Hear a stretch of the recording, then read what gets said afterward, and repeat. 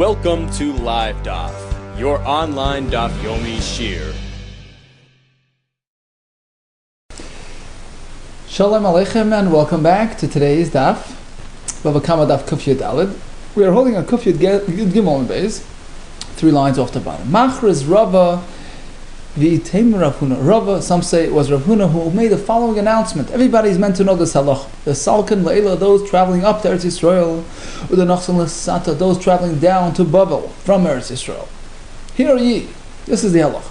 Hi Bar Yisrael, if any Yid, the Yada Sahadusa Lakuti, who happens to have information in his possession that can be beneficial for a guy in winning, his court case against a Yisrael, and he wasn't summoned to the court to do it, so he's sort of initiating, he's volunteering this information in defense of the guy. Actually, they say that these 3 words, v'lo tavu minei, was inserted by the censors. So really, it's not meant to be there.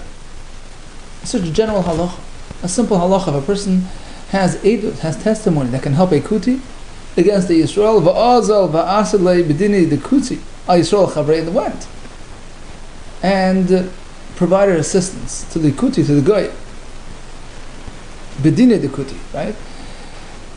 In a place where the Goyisha court against Al Yisrael Chavrei, against a Yisrael, Misham Tinale, we put him into Chayr.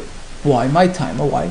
The Inu Mapki Bamoina Apuma Dechad, because they have a practice of charging, of making a person pay, even by way of a single witness, which is not our din, right?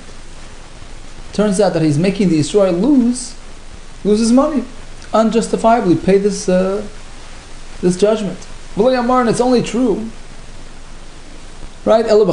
If he's just 1 aid, I will betray, but if there are 2 aidim here, so then it's justified. And even if it's 1 aid, the concern is only if we know they're going to proceed in this manner and extricate money based on the single witness's testimony. Ela bedine de Magista, Rashi says, Magista are the Bnei Kfar, the villagers, who aren't proficient in legal matters, and they will proceed even based on a single aid. So then keep away, lest you be the cause of some unjustifiable judgment. Aval beit davar, but if it's a professional court, inu nami chad amum shadule. They too, lahavdil, just like us, when it's chad, when it's just 1 aid against you, they impose a shvuah. You're meant to defend yourself by way of an oath, but they don't go further than that. So then it's okay to participate. Amar Vashi, ki avina bi Rav Huna. When we were by Rav Huna, we had an interesting question. Adam chashuv. Now we have a prominent, Jewish, community member. The samchi aleiki betrayed. And we know that the Goyim are going to rely on his word like as if he was 2 aided. Mapki, mamoina pumei. So they rely on him completely, and they'll actually pass, monetary, judgments based on this fellow's, they'll actually make the guy pay. So should he keep away? So in this case, he should not be involved in he shouldn't participate and present as a witness, lest he cause this, unjustifiable layout. Dilma, on the other hand, given the Adam Chashavu, since he's a prominent person, there's no way for him to hide. He's not going to have to wiggle away. They're going to find. So this allows him, perhaps, to proceed and participate in the court case. Take it, we leave it as a shayla. Amar Vashi. We have Ruvain with his field over here, Shimon next door with another field, and Shimon happens to own a 3rd property right next to Ruvain. Amar Vashi, Habar Yisrael. So we have Shimon, he sold his property to a guy, a mitzvah by Yisrael Chavrei, right next door to Ruvain, his friend. Typically, we know, we apply bar metra, right? You get first priority to buy the property next door. So he should have offered Reuven the property first, right? We'll see if that's the reason. In any case, Mishamtinele, we put Shimon into Chera, we punish him for doing this. Why? My time. Is it because he ignored the famous din of Bar Mitzvah, which requires him to offer this property to the Jewish neighbor? Why do you go sell it to a guy? The Yid has priority. Well, that's not the reason. One buys property from a guy. He did his favor. He did the property neighbors, the neighbor of that property, the biggest favor by getting the guy out of there. Or v'zavan la'akum. Suppose you sell to a guy. So in both cases, in this case as well, there's no concern because bar mitzvah is an obligation resting upon the buyer. Don't approach a sale. Don't buy unless it was first offered to the neighbor. But here, when he's selling it to a guy has no such obligation. So in both cases, there's no issue bar mitzvah. So what's the problem with this Shimon who sold his field to the guy? Rather reasons like this. We tell him, look, Arboisli, Arya Mitzray. Reuben yells to Shimon, you brought me a lion, a guy who's going to give me a hard time. And therefore, we put him into Cherem until he accepts upon himself any problem, any issue that may arise because of this circumstance, because of the guy next door. It says the Mishnah, Notlu Meichsen es Chamayre. Meiches, again, is the tax collector, which Rashi will tell us later is considered like a gazlan, an outright, brazen robber. So let's say they took Notlu Meichsen es Chamayre, they took your donkey, a nice donkey that they wanted, they took it, v'nosn lechamayr achar. Instead they gave him a weak, measly donkey that they took from the next person. Or Notlu Listim. Listim is a ganav, Rashi says, quiet ganav. Notlu Listim as chsusay, they grabbed your garment, v'nosn loik sacheres, and instead they gave him a different garment that they took from a different person. In both cases, you can hold on to it, hare'elu shalai, you can keep the new garment, the new donkey. Why? V'pnei shahabalim, because their owners misyashimen. We assume they gave up on it, they're not expecting it back. And Rashi says there's yush combined with change of ownership, shina rishus, so it's yours. Hamatzal ben anor, a person salvages some item being swept away by the river. Oymen hagai, swept away by a group of marauding troops. Oymen alistim, or he salvages something from the robbers. Im misyasha bailim, if we know that the owner gave up on it, hare'elu shelo, you can keep. Likewise, nechil shel dvarim, a swarm of bees. So they're running around. Im nisyashu, if you know the owner, the beekeeper gave up on them, hare'elu shelo, you can keep it. Amar b'yechanan break it. Man, it's isha, a katan leimer, even a woman or a katan are believed when they say mikan yatsa nechil zeh. We know for a fact that this swarm of bees originated from this property, belongs to him, and we accept their testimony. Furthermore, regarding swarms of bees, a beekeeper can run after his swarm even if he's stepping over his next door neighbor's field. He causes damage, he just compensates the owner, but that's the halacha. He's allowed to go trespass to retrieve your possessions. But you can't go past that. You can't actually chop off your neighbor's tree branch upon which your swarm is sitting, which makes it easier to retrieve them, it's safer, it's better. You can't do that. Even though he plans on paying him for that branch, you're not allowed to do that. That's a Bava Kamma. But comes Rabbi Shmuel b'noi shel Brechan Breika, he says, no, actually, we're going to see the Gemara, this is one of the takanos that Yeshua instituted upon entering Eretz Yisrael. You can do this. You find your bees on your next door neighbor's branch, do a clean job, afkaitetz, v'nesin sadam, remove the branch with the bees, bring it back home, and compensate the tree owner. Tana, we learned in a brayso, which disagrees with the first halacha in the Mishnah, that allows us to keep that exchanged donkey, assuming that the owner gave up on it. No. Tana, if you took the donkey from the robbers, you have to return it to its owner. Because savar yush, just yush, the loan doesn't work, and this is not considered shina rishus. Whatever shot is, the brayso disagrees with the Mishnah. Even if there was yush with some sort of shina rishus, you can't keep it. When you got it, it was asr. It was the other person's item. There's another version of this brayso. If he chooses, he can go give it back to the owner. It's advisable. My time, a Yush Kedikani. Why is it only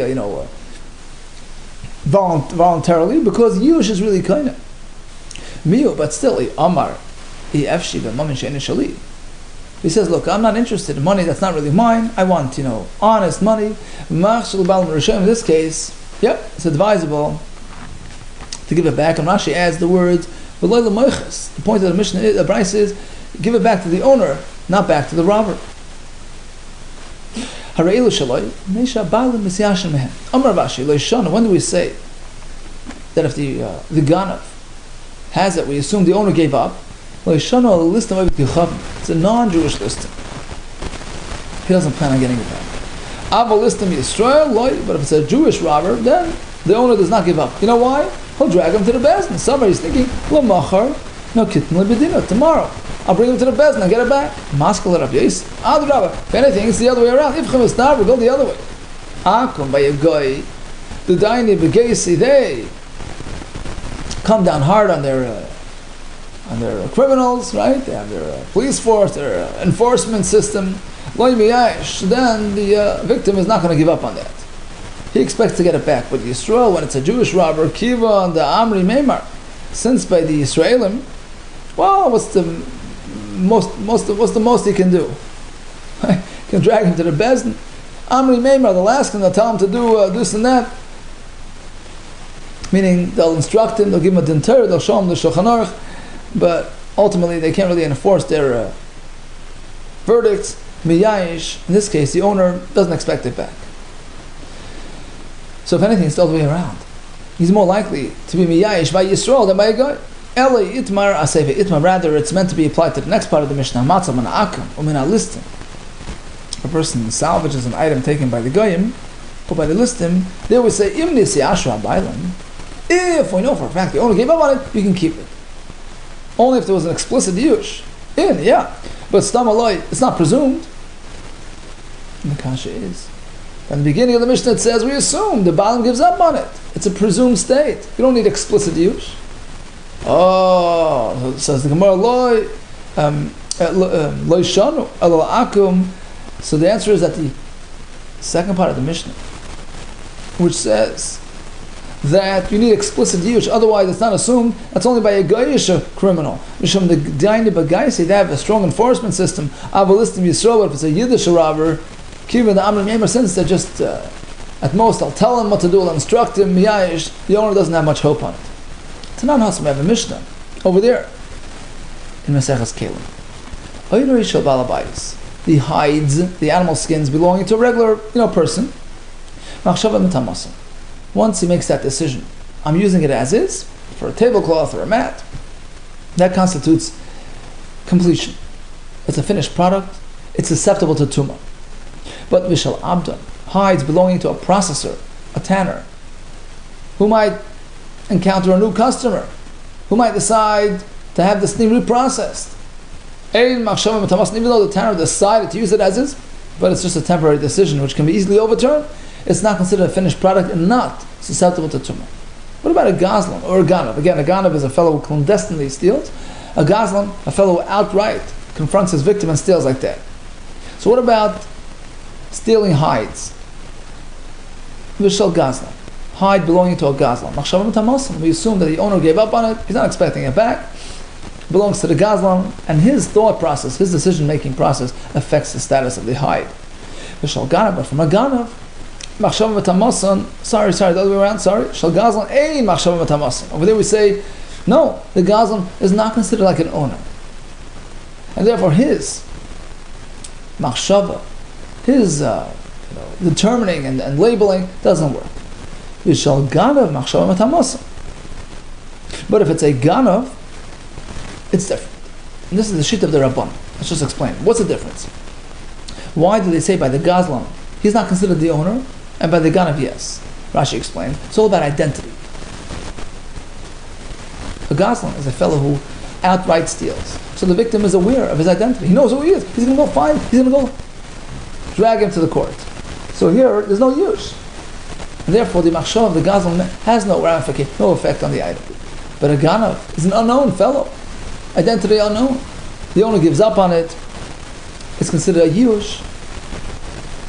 And therefore the Machshav of the Ganav affects the item. Reb Shimon Omer, the other way around. Chiluf Advarim, switch it around. Shall Gazlan Machshav Metamasam. If you were a person who was confronted by a Gazlan, a brazen fellow who outright stole, he doesn't really expect to get it back from him. And he's miyayish. And therefore the Gazlan's decision affects the item. Shall Ganav, but a Ganav who, wasn't this, did not display this, this brazenness, and the owner hopefully will catch up with him one day. Ein machshava mitamasan. There, the machshava of the Ganav doesn't really affect the item. Lefi shelo nisyasha bailam, because in this case the bailam committed no yush. Okay, so according to the Rabbanon, it's all about identity. The Ganav he doesn't know, so he's miyayish. The Gazlan he knows, he's not miyayish. According to Reb Shimon, it's about brazenness. Who is more confrontational? Who is more manipulative? The Gazlan is. And therefore, over there, he's miyayish, but not by the Ganav. Amar Ula says Ula like this. Now we have another machlekes within this machlekes. Machlekes b'stam. This whole question is only stam. We haven't really heard any yush. So the question is, do we assume there was yush or not? We have this machlekes, Ganav, Gazlan, right? Aval b'yadua, but if we know for sure, he specifically was miyayish. Divrei hakol yush koni, according to all shittas. Reb Shimon, Rabbanon, Ganav, Gad, Yukaina. Rabba Amar, no. Nami machlekes. Even if he specifically was Messiahish, we still have the same machlekes. According to the Rabbanon, by the Gazlan, we don't take him by his word. Even though he was Miyahish, he really doesn't mean it. He expects to get it back. According to Reb Shimon, the other way around, by the Ganav, that's where we say he didn't mean it seriously because he's going to catch up with him and get his thing back. Only Abai le Rabbi. Abai turns to Rabbi. Don't disagree with Ula. This now must be said because the Mishnah indicates that he's right. The Mishnah we just learned with the Oyrois, with the hides. Why? Why not? The Mishnah explains why can't the machshava work, because the Bailam didn't give up on it. Apparently it's because we know he didn't do it yet. But if we know with certainty that he was Messiah, there's no question it works. It belongs to the Ganav and the Gazlan. So clearly, Ula's pshat is correct. So Rabbi responds, no. Anan, we learned it a little bit differently. Even though there was a yush, it's not really a yush. It's not a genuine, true yush. He's saying it, he's mouthing it, but he doesn't really sincerely believe that he won't get it back. So it applies even when he specifically said yush, he didn't really mean it. Okay, now let's go back to our Mishnah. Tanan. Rashi explains again, Meiches has the status of a Gazlan, listim of a Ganav. Okay? And both are mentioned now Mishnah. And what does the Mishnah say?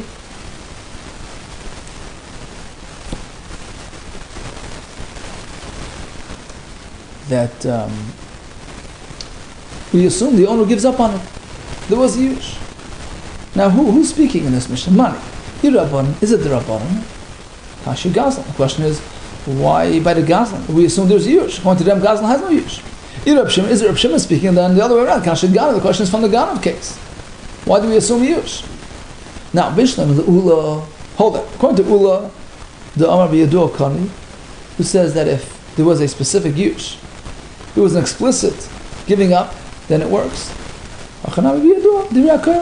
So likewise, over here we could be speaking that the owner explicitly gave up on it, so it works. According to all shittas, there's no question that it works. The Amar B'Yadua Nami Machlekes. But according to Rabbi's approach, that even when it's well known that he gave up on it, we still have the same dispute. Now the Mishnah which says, we presume yush by Gazlan and Ganav. Hamani, who's speaking in the Mishnah? Whose shita is reflected in our Mishnah? Nobody. Loi Rabbanon, right? Or Reb Shimon. Because according to either one of them, one case won't be considered yush, either Ganav or Gazlan. And our Mishnah both are. Belistim Azuyin. But Rabbi Shimon says the Gemara, you thought Listim in our Mishnah had the status of a ganav. No, he's an armed robber. So he has the ability to confront. He has that brazenness within him, even though he's coming clandestinely, but he still has the status of a gazlan. Oh, and according to Rabbi Shimon, a gazlan of any form triggers yush. So instead of being a ganav and a gazlan, right? Instead of the Mishnah speaking about both, it's only about one gazlan, two different types of gazlan. But Rabbi Shimon, if that's the case, hainu gazlan. So that's the meiches. Meiches is also a gazlan. Why repeat two cases of gazlan? Meiches a gazlan and listim a gazlan. Trei gavni gazlan, two different types of gazlan. Toshma, here comes another raya.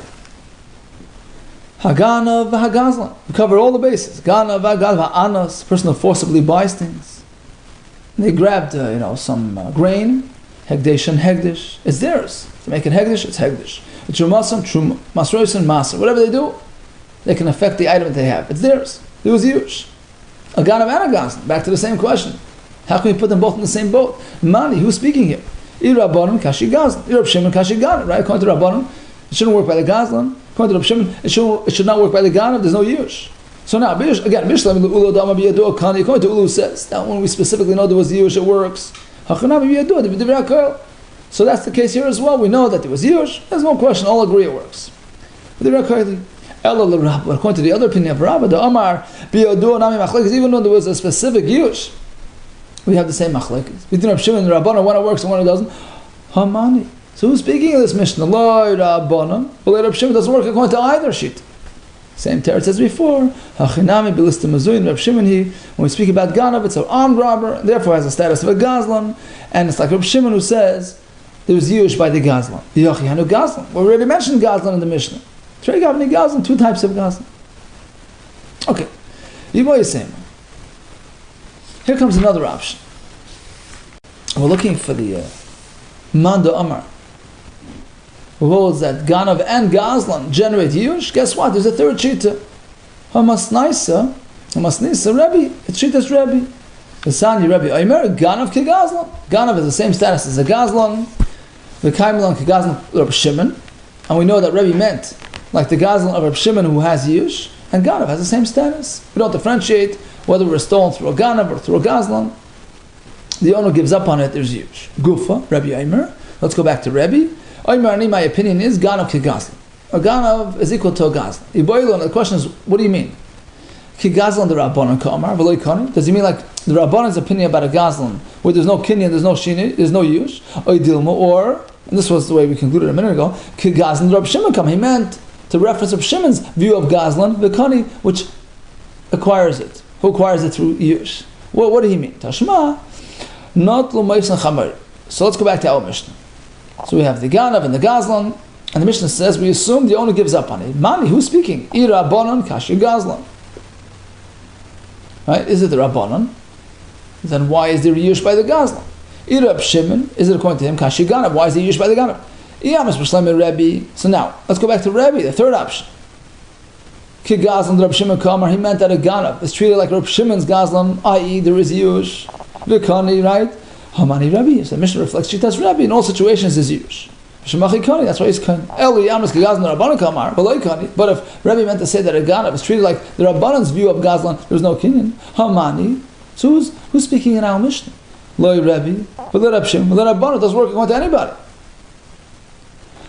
Because according to Rabbanon, there's no yush by the Ganav. According to Rab Shimon, there's no yush by the Gazlan. According to Rabbi, there's no yush by either.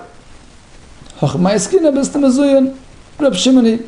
So this is like we said before, that perhaps the Mishnah by us is speaking about two forms of Gazlan, armed robber and a regular robber. Rab Shimoni, it's going like Rab Shimon, that by Gazlan there is yush. Yochi hayinu Gazlan. If a list of Mazuin is a list of Mazuin and Gazlan, then it's like the Gazlan of the Mishnah.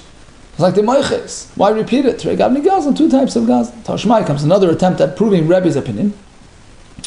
Right, so it's almost word for word. Haganav, Hagazlan, Va'anas, right? Hegdesh and Hegdesh, Trumas and Truma, Masrois and Maser. Who's speaking?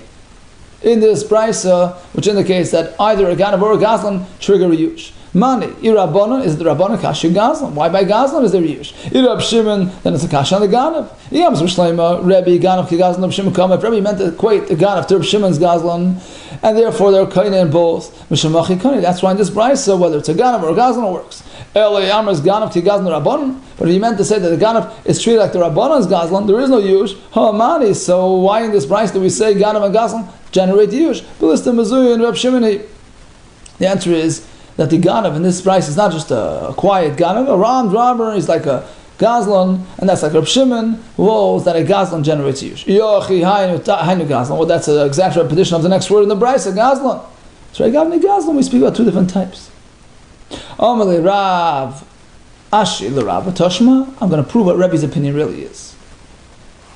I'm going to prove that Rebbe really meant to say that whether it's a Ganav or a Gazlan, it triggers Yush. Toshma, the Masni Rebbe. Rebbe himself taught his own son, Reb Shimon Brei. Back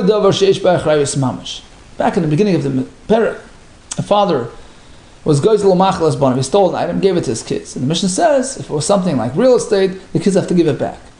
It doesn't mean dafka if the father stole a piece of land and gave it to the kids, then they have to return. Not only there, even if it's a notable item, which is noticeable, easily identifiable as the stolen item, it's a cow being used for plowing, a donkey for hauling loads, the kids have to give it back even though they didn't steal it. Why? They covered avim to protect their father's covet and having stolen the item. Oh, that's the only reason why they have to return it. Tamam they covered avim, it's to protect their father's honor.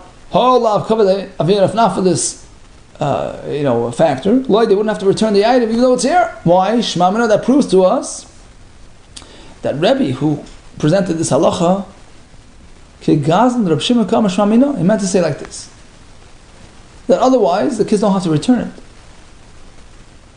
So we see that the Goizel, the father who's a Gazlan, generates Yush. So clearly Rebbe held like Reb Shimon, a Gazlan triggers Yush.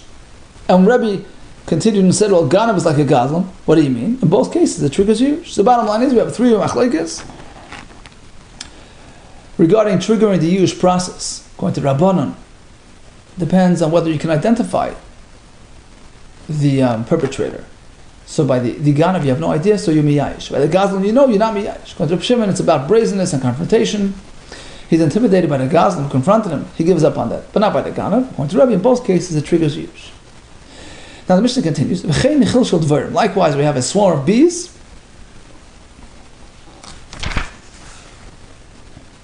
If the owner gives up on it, then you can keep it. My v'chein, what's the point of adding this? Oh, it's just another case of Yush. Is there any, added, factor here? Hachi Kamma means like this. I feel in the even a swarm of bees, the kinin rabbanon, which you don't really own. Minatayr. Interesting point. Rashi says it's hefka really, technically hefka. It's ownerless, even though it's in your beehive. It doesn't matter because you're not secure in them. You can't really control them. They're here today, could be gone tomorrow. And Taisus adds, even if you make a real kinyan, Taisus has a kasha, why doesn't it work? And Farshim explain, because you're not really expecting it to stay by you. Whatever the reason is, the Gemara considers it really hefker, and it's yours only midrabbanan. Rashi says, to keep the peace. You can't just walk over to the beekeeper and grab his bees. But technically it's not his. Minatir, it's not his. So afilu, perhaps I would, sorry. Even a swarm of bees, which you don't really own minatir, the kinin rabbanan. So here we think we're more lenient in terms of ownership factors. Perhaps I would say, hi, given the rabbanan ba'ambu, since he only owns it in rabbanan. The currently, afilu stamanam yash, now when it's flying away, perhaps even without explicitly hearing from him that he's miyash, you just assume as such. We're more lenient when it comes to rabbinic ownership. Kamashman, the chiddush is no, you have to hear it from the owner. Even if yashu abaylam in, only if he specifically was miyash, then you can take it iloy, but otherwise there's no presumptions iloy. Now, man is isha b'katan, even a isha or katan believed when they identify this swarm of bees as belonging to Reuben. How? Why do we believe they can't say edus isha b'katan? Since when are they bnei edus ninu? Amar Avitam Shmuel, my skin was speaking that there is some indication that really belongs to him. Kigoin, show you balim merat v'nacharim. The owner is chasing after his bees. And Rashi calls it raglayim ladavar. Play on words, raglayim, right? He's running after So we have some sort of basis for this fellow's claim, and it's complemented by the Isha v'Katan adding their 2 cents. The Isha v'Katan, we have it either Isha or Katan Masichl Lefituma. They're just, speaking casually. When they're saying, yeah, we saw this thing come out of the Mikan Yatsa Nechel Zeh, so we put 2 and 2 together and we give it to him. Amar Rav Ashi, Ein Masichl Lefituma Kasha. The only time we accept this sort of casual, off-the-record statements, Elul Eidus Isha B'Vad, only pertaining to allowing a woman to remarry after getting reports from the Isha v'Katan that her husband passed away. Well, more Mekel, and we have a whole sugya Mesachas Yivamis, as we learned, because the Isha is very careful, and the Chachamim assume that she'll do her due diligence and research and homework, and therefore we're Mekel to keep her out of her aguna status and to free her from her bondage, and therefore she can marry. So that's a special exception. Rashi, 1 second, we have one more exception. Our Mishnah, it's the only only case we believe the V'siach Lefitumai. What about identifying the swarm of bees? We're also relying on casual statements. Well, of course that's different because it's only owned by the Rabbanon. That allows for that leniency. But things that which pertain to halachas b'nat Torah, there's only one location which is Eidus Isha. Really? With the Raisa, when it pertains to Din Torah, we don't just accept Mesiach Lefitumei statements. There was a story about a certain person, Shoya Masiach Levituma. He was just, schmoozing, and he said, he's reminiscing about the good old days. I remember when I was a child, I was riding on my father's shoulders. They took me out of cheder one day. They took off my clothing with luni, and they immersed me in a mikvah to partake in truma that night. Rabbi Yehuda added another point. As follows: I know my friends kept away from me to keep Tumah from me. Well, you current they will give me a nickname. Yochanan, that was the name. Yochanan, Oichel, Chalas. He would eat Chalas, the portion of the dough given to the Kohen.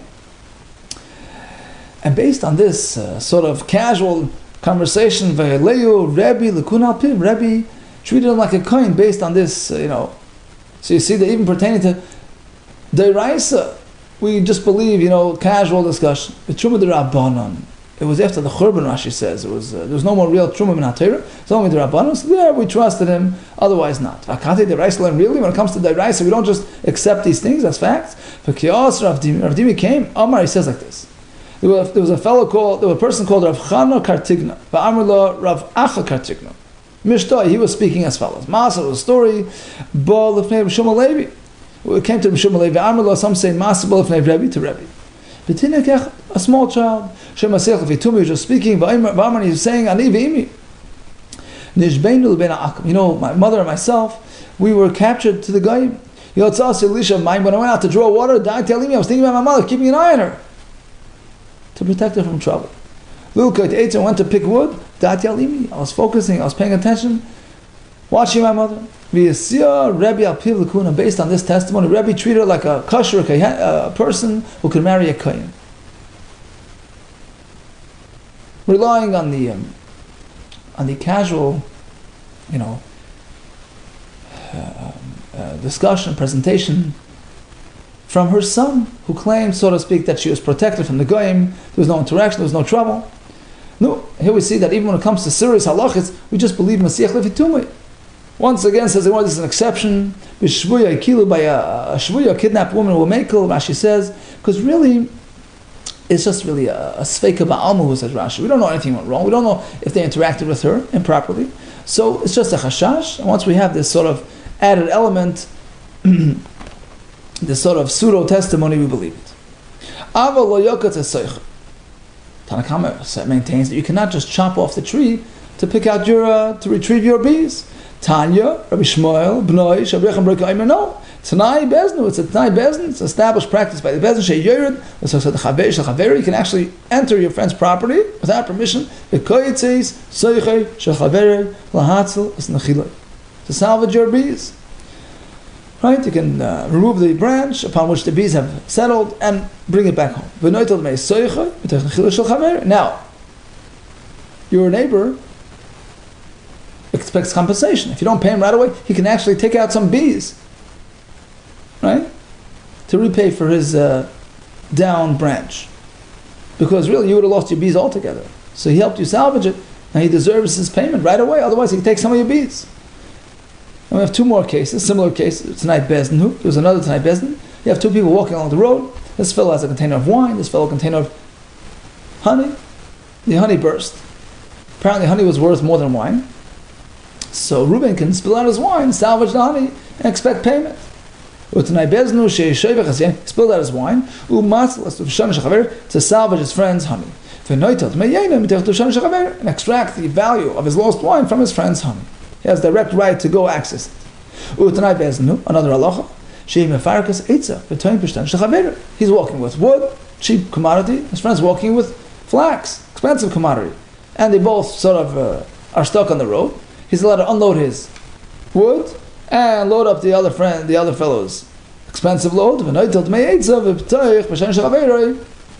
And get compensated for his lost word through his friend's pishton.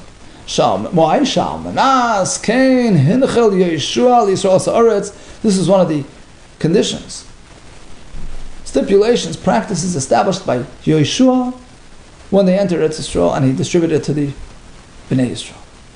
Continues the Mishnah. So he notices his car, he notices his kalim and his svarim sitting by Levi. He never sold it to Levi.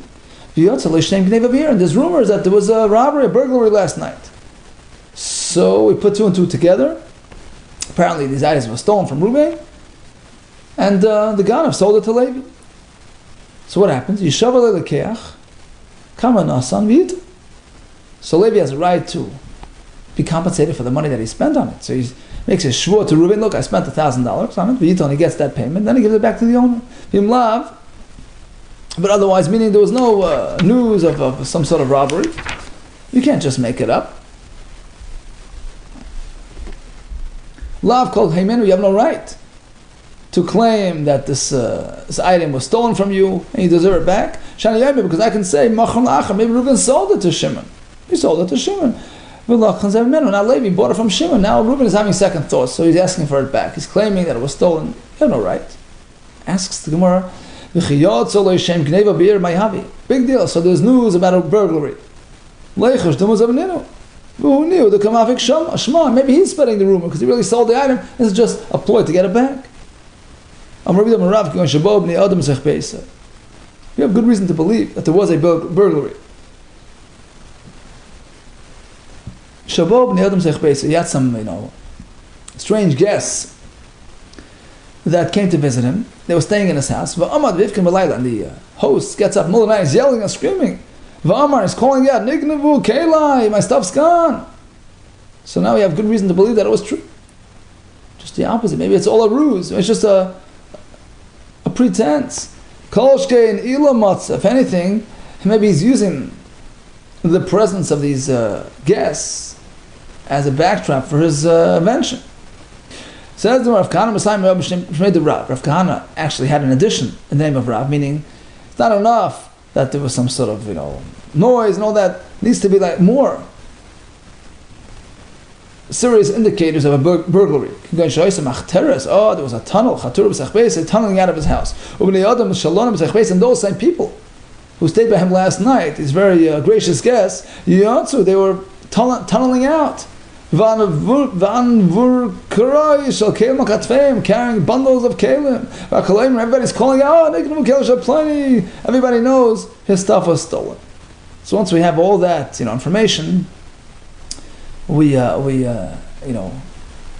take his account as genuine. Says the Vidilma kalim havu, Sfarim lo havu. Okay, we saw bundles of kalim being carried out all the night, but not Sfarim, and he's claiming that the Sfarim here are his. People are saying, Nami Sfarim, kalim and Sfarim are both stolen. Maybe they saw little pockets from him. He's claiming a big shas, art scroll. Or the Ka'amri is safe for plenty. Plenty of people are identifying the exact items, the exact Sfarim that was stolen. Maybe they know about old Sfarim that was stolen, the old shas, and he's claiming a new shas. No, people are pinpointing, identifying, we know this shas, this kli belongs to him. So now he has a right to go retrieve the item from this relatively innocent customer, and of course he has to compensate. Asks the Gemara, is that true that there's a din of Hashavas Gazela After all, that's why Levi has to go return it, right? Otherwise, he wouldn't be obligated to go return it to the former owner. It's based on Hashavas Gezela. But why? Why is there a chiv of Hashavas Gezela here? Why don't we say that the unfortunate customer has to sort of, take the place of the Ganav? The Ganav would have had to return it, so now he also has to return it, albeit for compensation. But it's all based on the idea that there's a chiv to return this item. This item that was stolen through machteres, through tunneling. That's a different type of robbery. That there's a mitzvah Hashavas Gezela here. Rav tells us, no, there's a very interesting exemption. Bava Machteres, v'not al kelim, v'yotza potter. A person tunnels into a house. Bava Machteres, knowing full well that if he's confronted by the owner, he's going to kill him. So he's coming to kill him. Right? The Ganav knows that the owner will not allow him to rob him, right? So his mindset is, if he objects, if he resists, I'm going to kill him. So what do we say? A person confronts you and threatens you. Torah says kill him first. So basically this Ganav who's tunneling into the home is submitting himself to a premature death. Right? He's exposing himself to Misa. He's chayiv Misa for what he's doing basically, right? So if he steals, he's potter. We know that you never get doubly jeopardized. You don't get Chiv Misa and Chiv Mammon, right? Called Kimle b'drabim. We apply the most severe, strict punishment. So above machteres, but not al kelim, b'yotze grabs items and he runs. Potter, he doesn't have to pay. My time and why? What kind of exemption is this? B'dmei, with his own life, his own blood, kaninu, he acquired those items, like we explained. So if our case involves tunneling, there's no chiv of hashava. Oh, it depends which way they're tunneling. Yeah, if they're tunneling into the house, they're out to kill. Then this applies. But here, they were in the house as guests. They tunneled out. It was their escape route. Different story there. When do we say he acquires it? When he's coming in, because he's submitting himself. He's exposing himself to Misa. But these ungracious guests were there legally. They went out through the tunnel. Since they didn't submit themselves to Misaloi, of course, they're chayav to return. And subsequently, the buyer has to do the same. Amar Rava. When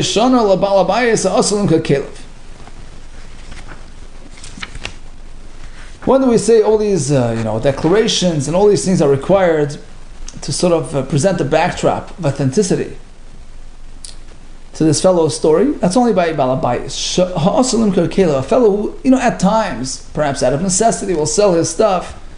So now we have to know with certainty that it didn't happen that way, and we have to have this whole drama. We have a wealthy man, he's not selling his stuff. According to Rambam, this means we don't need this whole backdrop.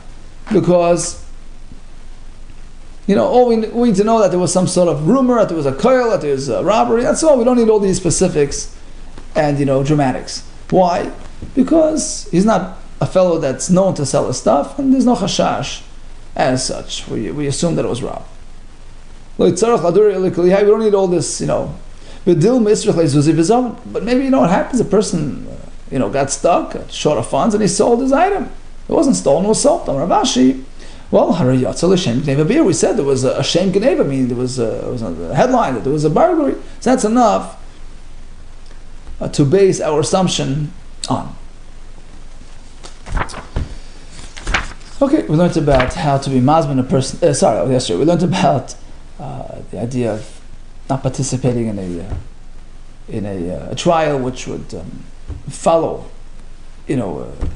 unwanted and unfair system. We learned about a fellow who sold the property to the guy. He must assume responsibility for any ramifications. We had the halacha of the Ganav, the Gazlan, in which case we say there is Yish, which case there isn't Yish. We discussed the swarm of bees, how to retrieve it. The Takanas of Yeshua, before the Mishnah, we had the halacha of noticing your items, Eitzel Ploini.